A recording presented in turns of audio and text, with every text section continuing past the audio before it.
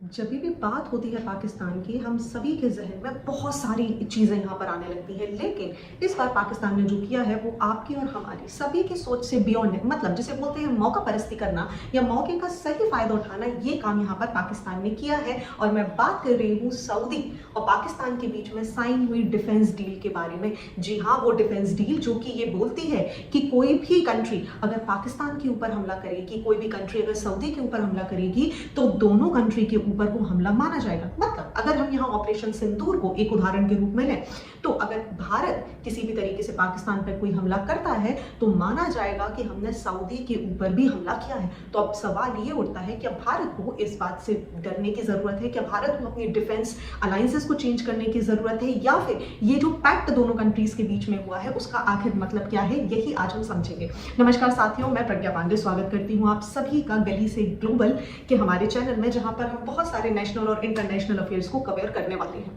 चलिए टॉपिक से ज्यादा नहीं भटकते हैं और हम डायरेक्टली बात करते हैं पाकिस्तान और सऊदी अरेबिया के बीच में हुई इस डील के बारे में। आप सभी को पता होगा कि शहबाज शरीफ जो कि हमारे पाकिस्तान के प्राइम मिनिस्टर हैं, बहुत फेमस भी हैं, सभी लोग जानते हैं उनको उल्टे सीधे स्टेटमेंट के कारण, ये यहाँ पर आसिफ मुनीर के साथ one of the famous personality of Pakistan, इनके साथ ये अलग अलग जगह की यात्राओं पर निकले हैं। और पहली यात्रा में जो इन्होंने यहाँ पर रुके हैं वो जाकर रुके हैं सऊदी अरेबिया में और इन्होंने मुलाकात करी है प्रिंस मोहम्मद बिन सलमान, वही व्यक्ति जो अपने बहुत सारे रिफॉर्म्स के लिए जाना जाता है। और इस बार भी इन्होंने अपनी पर्सनैलिटी को वैसे ही रखते हुए सभी को चौंका दिया है, क्योंकि पाकिस्तान के साथ इन्होंने ये डील साइन करी है। मैं चाहती हूँ कि इस डील का जो मुख्य बिंदु है उसको मैं एज इट इज पढ़कर आपको यहाँ पर सुनो। The agreement states that any aggression against either country shall be considered an aggression against both. That means अगर कोई भी पाकिस्तान के ऊपर हमला करता है या कोई भी सऊदी के ऊपर हमला करता है तो ये दोनों कंट्रीज के ऊपर अटैक माना जाएगा। अब बात यहाँ पर ये आ जाती है कि सऊदी को पाकिस्तान की जरूरत थी या पाकिस्तान को सऊदी की जरूरत थी। इस बात को समझने के लिए हमें थोड़ा सा बैकग्राउंड में जाना पड़ेगा। देखिए, इजराइल, हम सभी को पता है इजराइल ने अभी बहुत सारे ऐसे एक्ट किए हैं जिन्हें हम जस्टिफाइड नहीं कर सकते, लेकिन रिसेंटली इजराइल ने हमास का एक जो ठिकाना था कतर में उसके ऊपर अटैक कर दिया है। 9 सितंबर की मैं ये बात कर रही हूँ। सिमिलरली अगर हम बात करें तो ईरान ने भी यहाँ पर कतर के ऊपर अटैक किया था कुछ महीनों पहले, जो यूएस का बेस था उसके पास। विद इन 2 मंथ्स 2 बड़े बड़े हमले यहाँ पर कतर पे हो जाते हैं और कतर वही एक नेशन है जिसको कहीं ना कहीं यूएसए एक सिक्योरिटी यहाँ पर प्रोवाइड करता है। आप सभी जानते होंगे कि अगर आप यूएई को देख लेंगे, आप सऊदी को देख लेंगे कि इन सभी के पास कोई बड़ी आर्मी नहीं है। They all are dependent on USA, मतलब यूएसए कहीं ना कहीं इन सभी का रक्षक है। लेकिन रिसेंट कुछ टाइम में अगर आप देखेंगे तो ट्रंप महोदय की एक पॉलिसी है which is the USA first policy, और इसी को ध्यान में रखते हुए यूएसए आजकल हमें कुछ ऐसी हरकतें करता हुआ दिखाई दे रहा है कि वो अब Asia, West Asia, Gulf nations या इनमें बहुत ज्यादा इंटरेस्ट नहीं दिखा रहा है। हालांकि उसकी जो क्लोजनेस है वो इजराइल के साथ सर्वव्याप्त है, आप सभी और मैं भी यहाँ पर वो चीज देख रही हूँ। ऐसे में सऊदी की बात करें, कतर की बात करें, ये सारे नेशन जो कहीं ना कहीं अपने प्रोटेक्टरेट, अपने रक्षण के रूप में यूएसए को यहाँ पर देखते थे, अब सभी के अंदर एक प्रश्न का विषय आ गया है कि जब कतर के ऊपर इस तरीके का हमला हुआ, 1-2 महीने में 2 बड़े बड़े हमले यहाँ पर हो गए और यूएसए चुप है।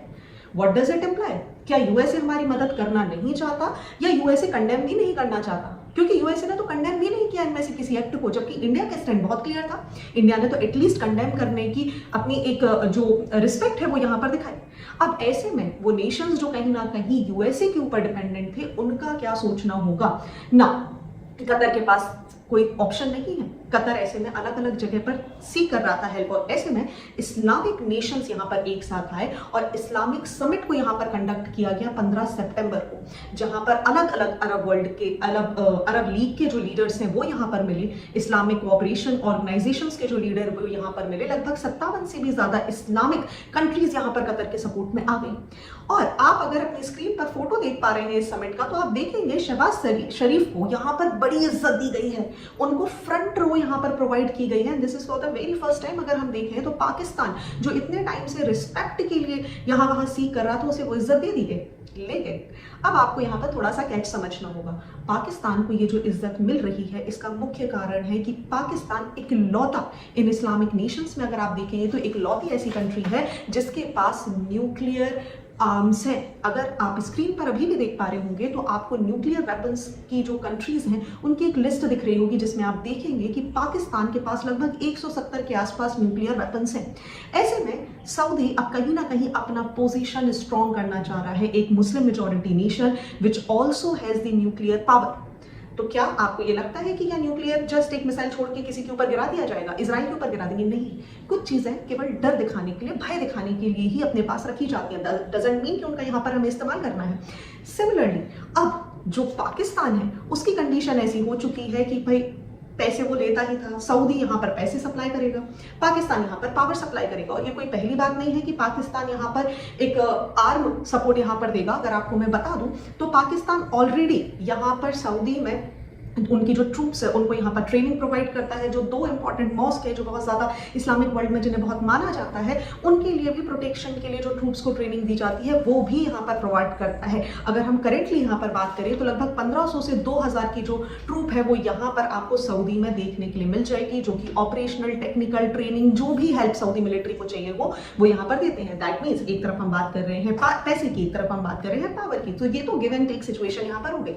दूसरी चीज, क्या पाकिस्तान इतना इंपॉर्टेंट है? जी नहीं, पाकिस्तान को इतना इंपॉर्टेंट बनाया जा रहा है क्योंकि पाकिस्तान एक ऐसी कंट्री है जो कहीं ना कहीं अभी भी बहुत सारे डेब्ट से सफर कर रही है। That means what all they are seeking is the money. अब पैसे मिलेंगे तो सऊदी की तरफ भी जा सकते हैं, पैसे मिलेंगे तो पहले ईरान की तरफ भी थे, पैसे मिलेंगे तो यूएस की तरफ भी जा सकते हैं। और हम सभी को पता है कि जो ऑपरेशन सिंदूर हुआ था उसमें किस तरीके से पाकिस्तान के लिए कहीं ना कहीं यूएस ने बोल दिया था कि ठीक है, you don't worry about finances, तुम्हें फाइनेंसेस चाहिए हैं, हम कुछ ऐसा ड्रामा क्रिएट करते हैं, आईएमएफ से तुम्हें एक हेल्पफुल मदद दिलवा देते हैं, हम तुम्हारे लिए क्रिप्टोज की मदद कर देते हैं। आप सभी हालांकि बखूबी इन सारी चीजों से वाकिफ होंगे। यहाँ पर ये सारी चीजें जो हो रही हैं ये हो रही हैं न्यूक्लियर के लिए। अब आप सोच रहे होंगे कि सऊदी की बात कर रहे हो मैडम, सऊदी तो खुद इतना रिच है, वो क्यों नहीं बना सकता? तो आपको पता होगा कि अब कोई भी कंट्री यहाँ पर नया न्यूक्लियर वेपन नहीं बना सकती, सैंक्शन से सफर करना पड़ेगा। और इसका जीता जागता उदाहरण हम सभी को पता है, ईरान हमें देखने के लिए मिल जाता है। सऊदी कभी नहीं चाहेगा कि इस तरीके के सैंक्शंस उसके ऊपर पुट कर दिए जाए। तो ऐसे में जिस कंट्री ने ऑलरेडी यहाँ पर बना रखा है न्यूक्लियर, उसको तो शामिल किया जा सकता है। What all they require, what Pakistan is required कि पैसे दे दो भाई, हमें तो सिर्फ पैसे चाहिए हैं। तो पैसे के लिए यहाँ पर ये सारी चीजें की जा रही हैं, हमें ये भी समझना होगा।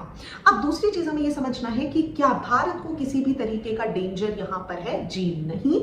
आप 1955 में अगर चले जाएंगे तो आप एक ऑर्गेनाइजेशन को सर्च कर सकते हैं जिसका नाम है सेंटो, सेंट्रल ट्रीटी ऑर्गेनाइजेशन, जिसमें टर्की, ईरान, पाकिस्तान, यूके और साथ ही साथ यूएसए भी आपको एक मेंबर के रूप में दिखाई देंगे। रशिया के थ्रेट्स को कवर करने के लिए इस तरीके की ऑर्गेनाइजेशन को बनाया गया था। क्या हुआ? 1965 का वॉर हुआ, 1971 हुआ एंड सो मच ऑन। कारण, दूसरा कारण भी मैं आपको यहाँ पर बता देती हूँ कि सऊदी का जो इंडिया के साथ ट्रेड है वो लगभग 42 बिलियन डॉलर के आसपास है। पाकिस्तान के साथ जो ट्रेड है वो कहीं 3 से 4 बिलियन डॉलर के आसपास हमें देखने के लिए मिलता है। दैट मीन्स सऊदी के जो बायलैटरल रिलेशन है वो भारत के साथ ज्यादा स्ट्रॉन्ग है। लेकिन क्या ये बात कहीं से कहीं तक ये बात को साबित करती है कि भारत की कहीं ना कहीं डिप्लोमेटिक कुछ गलतियां रही हैं? बिल्कुल। भारत के अगर हम रिलेशंस के बारे में बात करें तो बिल्कुल भारत को अपने बायलैटरल रिलेशन, भारत को अपनी जो स्ट्रैटेजी है उसे परिवर्तित करने की जरूरत है। आप सभी यहाँ पर एक स्टेटमेंट देख पा रहे होंगे जिसमें बात की जा रही है कि ठीक है, इंडिया भी इससे कुछ खास इंपैक्टेड नहीं है। भविष्य में हम देखेंगे कि ये सारी चीजें किस विषय पर बात कर रही है, मतलब हम यहाँ पर देखेंगे कि क्या होगा। ठीक है, कहीं ना कहीं एक थोड़ा सा सोचने का विषय है कि भारत की जो डिप्लोमेसी है क्या वो इसको इस तरीके से रिलीज कर पाएगी कि भारत के लिए कोई थ्रेट नहीं है ये अलायंस, या भारत के लिए किसी तरीके का थ्रेट है। ये तो हमें भविष्य में ही पता चलेगा। हालांकि इससे एक चीज पता चल जाती है कि पाकिस्तान ने मौका पर इसकी बहुत अच्छे से इस्तेमाल की है। सऊदी ने भी इस पूरे मौके को जो कतर के ऊपर यहाँ पर हमला हुआ था उसका भी बहुत अच्छे से इस्तेमाल करते हुए कहीं ना कहीं नाटो या इस्लामिक नाटो जैसी किसी संस्थान को बनाने के लिए एक कदम यहाँ पर आगे बढ़ा दिया है। आगे आगे जैसे डेवलपमेंट होगा हम इस विषय को यहाँ पर कवर करेंगे। अगर आपको ये वीडियो अच्छा लगा हो तो give me a thumbs up, do comment and subscribe our channel. Thank you.